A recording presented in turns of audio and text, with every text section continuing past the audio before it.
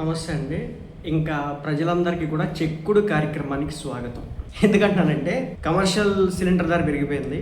అలాగే petrol, diesel రేట్లు రేపు నుంచి పెరగబోతా ఉన్నాయి. ఎలక్షన్స్ అయిపోయినాయి కదా. ఎలక్షన్స్ అవనంత వరకు ఇంతకాలం ఉగ్గబట్టుకుని కూర్చున్నారు. నిన్న ఎలక్షన్స్ అయిపోయినాయి 29వ తారీఖున.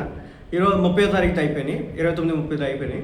1వ తారీఖున మే 1నే కమర్షియల్ సిలిండర్ ధర 900 రూపాయలు పెంచేస్తారు. ఇప్పుడు ఏంటంటే లీటర్ పెట్రోల్ పై 14 రూపాయలు అంట, డీజిల్ పై 18 రూపాయలు అంట పెంచడానికి అవకాశాలు అయితే ఉన్నాయన్నమాట. డీజిల్, పెట్రోల్ రేట్లు ఆంధ్ర, తెలంగాణ కాదు దేశవ్యాప్తంగా పెరగబోతా ఉన్నాయి. అక్కడ యుద్ధం ఆగట్లేదు.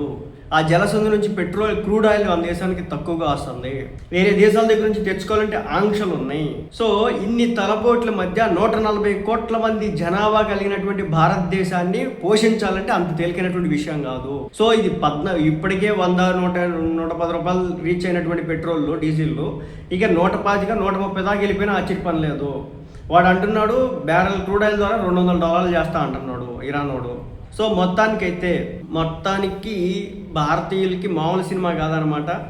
ఓ రేంజ్లో అయితే ఉండబోతా ఉంది. ప్రభుత్వం కూడా ఇంకేం చేయలేదు. ఎందుకంటే మన దేశంలో ఉత్పత్తి అయ్యేటటువంటి పరిస్థితి అయితే కాదు. ఈ క్రూడ్ ఆయిల్ అనేది మనం ఆ గల్ఫ్ కంట్రీస్ దగ్గర నుంచి తెచ్చుకోవాలి. ఆ సౌదీ అరేబియానో, ఇరానో, ఇరాక్ ఆ దేశాల నుంచి తెచ్చుకోవాలా. మెజారిటీ మనకు అక్కడ నుంచి వస్తుంది అనమాట. సో ఒక పక్క ఈ హార్మోజ్ జలసంధిని మొన్నటి వరకు వాడు ఆ ఇరాన్ వాడు ఆపేస్తే ఇప్పుడు అమెరికా వాడు ఆపేసినాడు.